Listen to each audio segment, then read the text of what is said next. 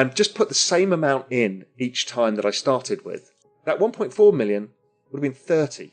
Whoa. Sorry, not 30, sorry, 3. But good Lord. Had I rolled my profits in, had I just doubled down each time or whatever, the numbers go exponentially larger. So leverage works in crypto that you have some Bitcoin and you want to borrow some more Bitcoin or some US dollars or whatever it is you want to do.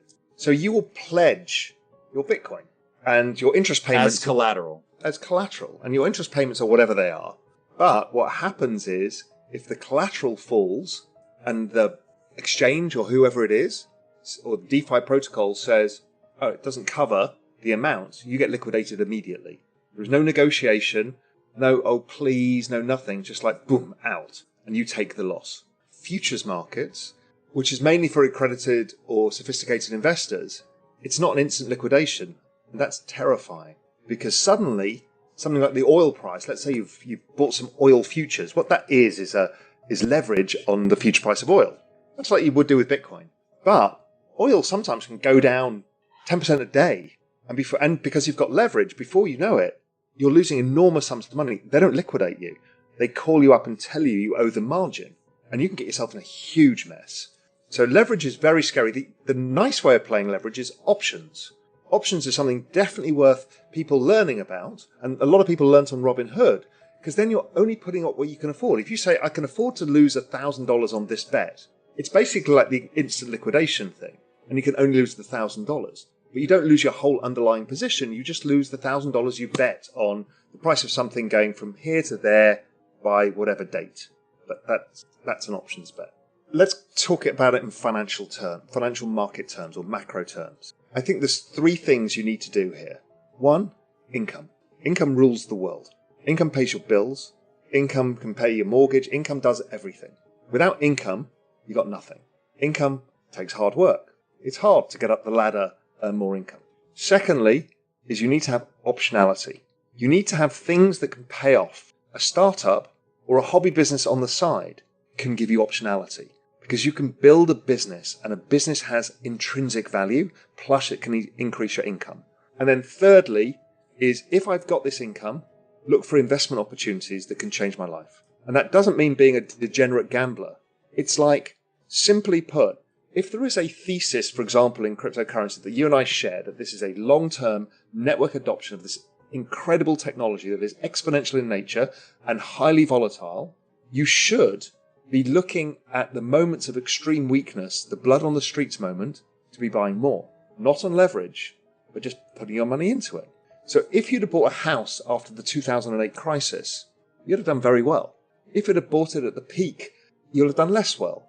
Right, so timing matters. Thinking, I'm looking at my ETH price and I'm going, why didn't I sell it at 3,000? I should have just, I could have bought it back cheaper.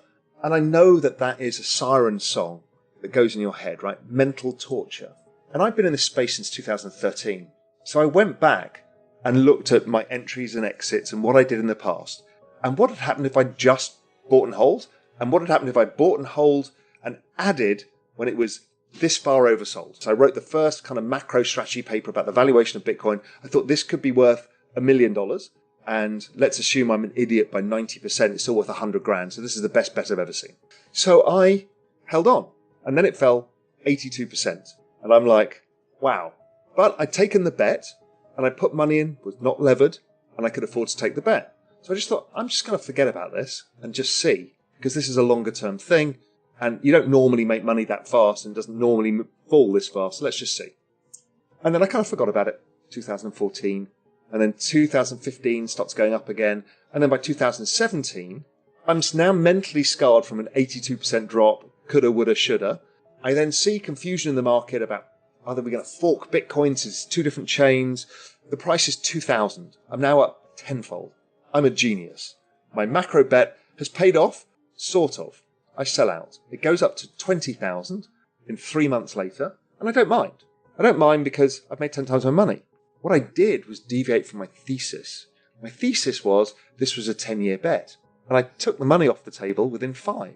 And then I went back, and then obviously I bought back in June, May, something like that, 2020, and had a good run and put more money into it than I had originally in my original bet.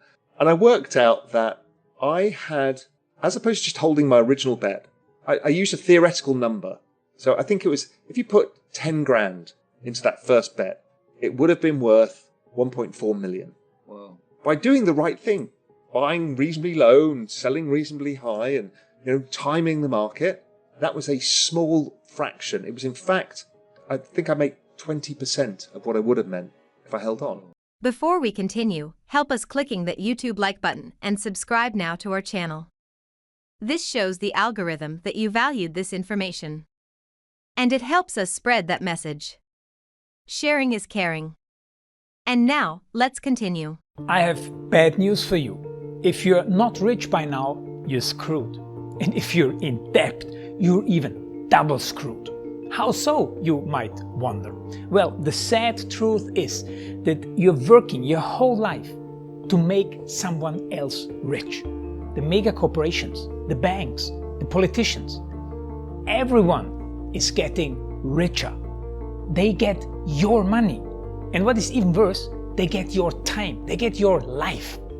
You are not even in a rat race. You're in a financial prison. But what could a solution for you look like? Honestly, I don't know, but I know what a solution for me would look like. It's very simple. I use whatever money I have and I multiply it with 1,000. This could make my life much easier and probably yours as well.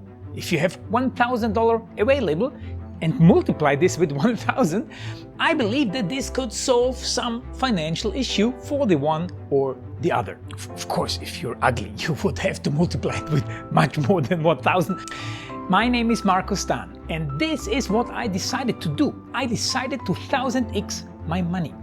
This is not a joke. I know what you may be thinking. What is this guy talking about? How should this work? This is not possible. Well, I made a detailed video where I laid out my plan. And some clever folks might even want to look at this plan and copy it and do exactly what I do. This is just a little hint on the side. You have two options. You leave, you forget what you have seen. You do whatever you're doing and you hope that somehow you get some other results. Good luck with that. Or you click the link below the video. You enter your email address because I'm not showing this to everybody. You at least watch my video on how I plan to 1000x my money. The choice is yours. Make the right choice. Join me. See what a different future you could have. See at least how I intend, how I plan to do the 1000x. So click on the link below, enter your email address, and I see you on the other side. Your Markus Dahn.